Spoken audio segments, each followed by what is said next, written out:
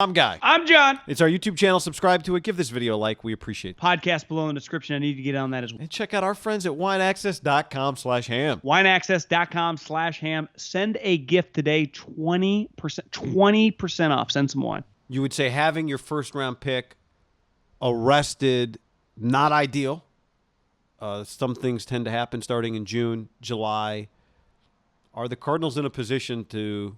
Are we in a position to sell on the Cardinals? Not because of Zaven Collins necessarily, but it does feel like last year people got pretty bullish on them. And I think you in particular early, I still think when you have a really good quarterback, you got a shot. But the problem is then he started getting hurt.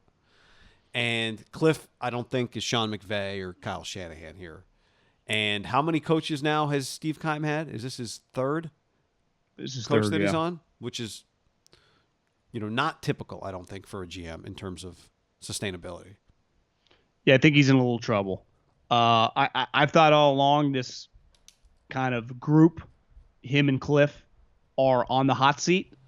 And Steve Keim has really been, you'd say, more of a disaster over his tenure in the sense of things that have gone wrong than, obviously, Cliff. He's in charge of the draft. He drafted a player who I was told, this guy's good. Like, this guy was a top 20 prospect. I had heard the Raiders were going to take him. One of the reasons they took Leatherwood is they had planned on him and they couldn't trade back. They wanted this guy. This guy was a red flag guy. This guy was off. I talked to a team. He wasn't even on their board. And Keim has a history. And I'm not anti-drafted red flag guy, so I'd be a hypocrite to act like I wouldn't do that either if I was in their shoes. I learned from two coaches who were pro red flag guys. And I think you have to be, as coaches, what Kyle is kind of unique. Frank Clark He's plays on the for opposite the Chiefs. end. Yeah, I mean, so it's like Andy is as liberal as it gets when it comes to those type players. So Xavier Collins wouldn't have been off my board. But Steve Keim got a DUI. Robert Nadike, remember that guy from Ole Miss that they had drafted? Remember he got pulled over with a bunch of cocaine and an Arizona light?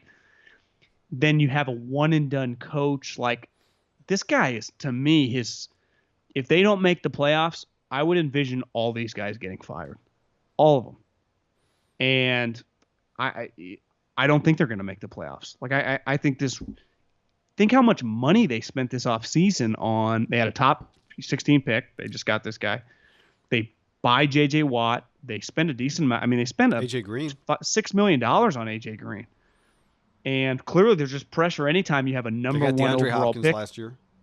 Yeah. Remember, they gave him a ton of money. They basically guaranteed him. He became the highest paid wide receiver, remember? It was like equivalent of a 2-year contract, but they gave him like $40 million. Boom. And to me, though, the kicker, not the actual kicker, but the kicker in the situation is when you draft a quarterback number 1 overall, I would say if you say within 3 years should he be in the playoffs, if he's like a hit, you'd be like 100%. Especially when they do have talent around the guy. Like Budda Baker, good player. Chandler Jones, good player. You draft Isaiah Simmons in the first round. You draft this linebacker in the first round. You obviously have a ton of guys on offense. They don't make the playoffs this year. I think everyone's getting fired, and I think you have a new administration there. I think it would be fascinating. Who knows how they'd go? I don't know, because they've had the same general manager who, again, like I actually think Steve Keim has drafted a lot of good players. He just has had some guys get in trouble, and 2, he struggled with his coach. He had a home run on Bruce Arians. I don't know if, however it worked, package deal, Keim hired him, owner hired him. However, they were together and they dominated. But since then, like Steve Wilkes and Cliff Kingsbury, if you and I co-owned an NFL team, neither of us would allow either one of those guys to be our head coach. What is the primary transgression, I think, for Keim? And we'll see how this year plays out, but that he had a one-and-done coach, right? The last 2 one-and-done coaches were Tom Sula and Chip Kelly, and obviously the owner doesn't fire himself, but the administration that did that is gone. Freddie Kitchens, thank you. John Dorsey got fired for that. Yeah. So I think that's probably number 1. But even above that, you'd say it's a really hard division, and that is, I think, probably something that has saved them. What? Balky had 2 one-and-done coaches. Balky had 2 one-and-dones. 2 one-and-dones. How do you have 2 one-and-done coaches? 2 one-and-dones. One of them being an internal promotion probably helps, I guess. But, they haven't made the playoffs since 2015, which was his 3rd year as the GM. They made the playoffs Honestly, 2 out of the first 3 years. Pretty nuts, honestly, looking back, that Balky survived Tom Sula, because the John Dorsey, Freddie Kitchens internal promotions sometimes are worse. Now, I wonder if the deep details were, and I think this has been reported on, that it wasn't just him. The Yeah, owner see, wanted that's him. what I think saves you a little bit, right? Is it's a group rally around Jimmy T Well, who was the other guy? Oh, it turned out to be Adam Gase. and Adam Gase. But it was between Adam Gase and Tom Gase, Sula. yeah. You know?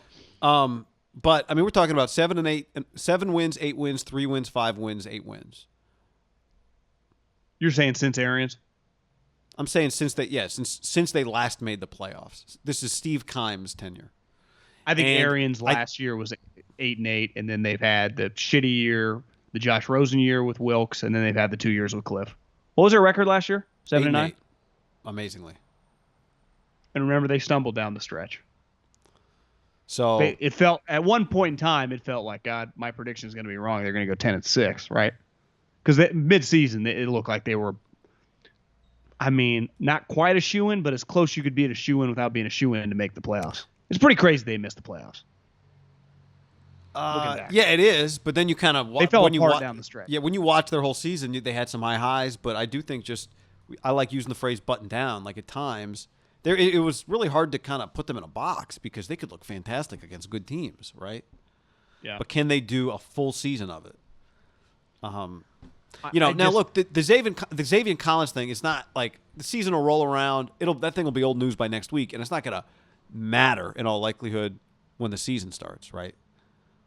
Is he going to get suspended a game or two for that? I do believe, though, Guy, any GM in the league, if your first round pick is arrested before we get to fucking 4th of July, that's embarrassing. Like, and this is someone who doesn't think some of this stuff can be overrated and like, what does it even mean? I just mean from a simple looking at your owner, what you're trying to accomplish. Like, I just think it's a terrible look. Yeah. Well, right? I know It this. just is. When his phone rings and he's got to tell the owner about it, it's just a bad situation. Now, again, they're lucky this thing wasn't worse. I think the Xavier Collins arrest, I think for me, the point of it is not that arrest is going to somehow affect their season. It's more so it brings up the discussion about the fact that these guys, based on their resumes, should be on the hot seat. But I think but here's the counter. If I would counter, I'd go, wait a second. Cliff Kingsbury has been there for 2 years. He went from 5-10 to 8-8, and his quarterback looks pretty good. Why should he be on the hot seat? Well, that's what I'm saying. They make the playoffs, he's good. They miss the playoffs, I think they're done. Because I do think that's a 3-year run. I think part of it is how do they look? Do they go 9-8, but Kyler plays a whole year and they look? I mean, it's going to be hard, right, if Kyler plays a whole year.